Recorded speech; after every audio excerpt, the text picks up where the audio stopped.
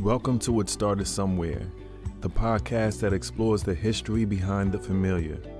I'm Shaimond, and today we're diving into the Sudsy history of soap, so get ready to lather up with knowledge. Let's start our journey way back in time, around 2800 BCE, in ancient Babylon. Picture this. A group of Babylonians stumbling upon a strange, slippery substance formed when animal fats mixed with wood ashes after a rainstorm. Little did they know they had just discovered the basic principle of soap making. These clever ancients figured out that by boiling fats with ashes and water, they could create a crude form of soap. Now, before you start imagining Babylonians lathering up in a bubble bath, it's important to know that this early soap wasn't used for personal hygiene. Instead, it found its place in the textile industry, helping to clean and prepare fabrics. Fast forward around 1550 BCE, and we find ourselves in ancient Egypt. The Egyptians took soap making to the next level by mixing animal and vegetable oils with alkaline salts. This concoction wasn't just for cleaning clothes. They recognized its potential for treating skin diseases and sores. Talk about a multi-purpose product. But here's a fun fact. While the Egyptians were all about their soap, the Greeks preferred to keep it old school. They stuck to water, clay, pumice, sand, ashes, and oil for their cleansing rituals. I guess you could say they were just the original exfoliation enthusiasts. Now, let's hop over to ancient Rome, where things really started getting interesting. The Romans, known for their love of bathing and cleanliness, took soap making to new heights. They even had a legend about how soap got its name. Picture this: Mount Sapo, a place where animal sacrifices were made. Rainwater would wash down the mountain, mixing with the melted animal fats and wood ashes from these sacrifices. This soapy mixture would end up in the river below, where people noticed it had some pretty nifty cleaning properties. And voila, your soap was born. But the Romans didn't stop there.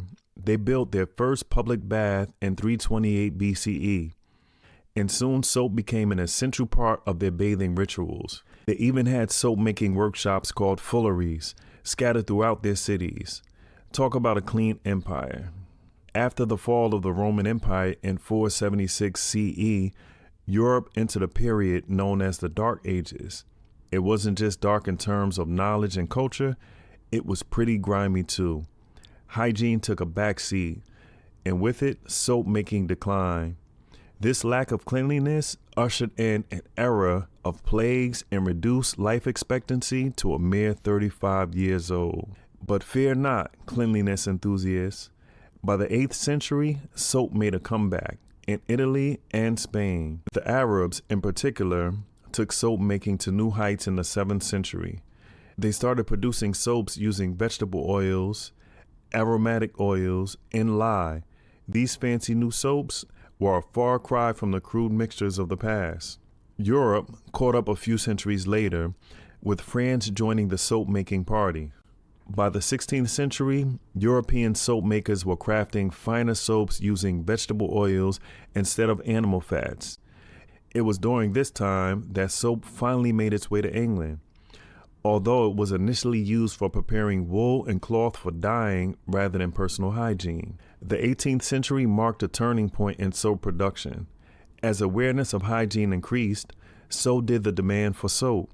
The Industrial Revolution brought new technologies and mass production methods, making soap more accessible to the masses. But the real game changer came in the early 19th century, thanks to two French chemists, Nicolas Leblanc and Michel Cherval.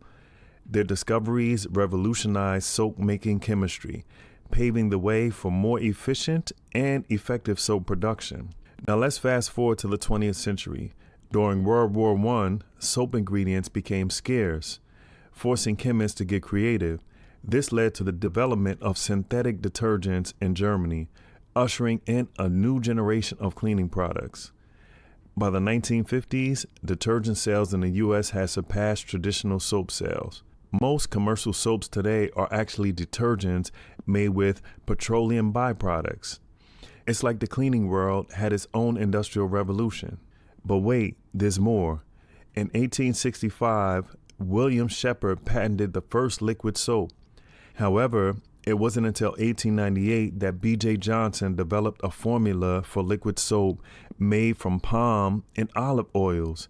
He called it Palmolive, and it quickly became a household name. Today, soap making has become a highly specialized and diverse industry. From traditional bar soaps to liquid soaps, shower gels, and specialty formulations, these choices seem endless. We've come a long way from those ancient Babylonian days of boiling fats and ashes. But here's an interesting twist.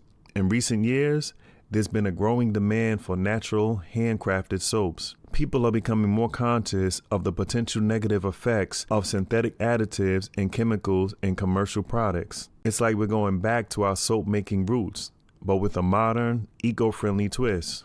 Before we end our Sudsy journey, let's lather up with some fun facts.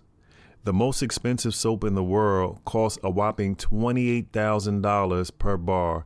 It's infused with gold and diamond powder.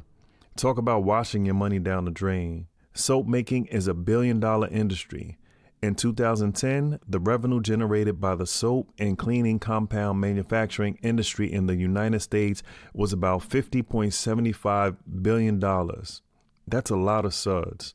The first major soap manufacturing company in the United States, William Colgate's company, was launched in 1806. Yes, that Colgate. They started with soap before moving on to toothpaste. Many bar soaps contain glycerin, which is great for people with skin conditions like eczema. So the next time someone tells you that bar soap is bad for your skin, you can set them straight. Researchers in London estimate that if everyone routinely washed their hands with soap, 1 million deaths could be prevented. Who knew that something as simple as soap could be a lifesaver? And there you have it, folks. The slippery, sudsy history of soap. From its humble beginnings in ancient Babylon to the multi-billion-dollar industry it is today, soap has come a long way. It's played a crucial role in human hygiene, health, and even industrial development. The next time you lather up, take a moment and appreciate the thousands of years of history and innovation behind that bar of soap in your hands. It's not just cleaning your body, it's connecting you to a legacy that spans civilizations. This has been It Started Somewhere. Remember, stay curious, stay clean, and keep exploring the extraordinary stories behind ordinary things. I'll catch you on the next episode.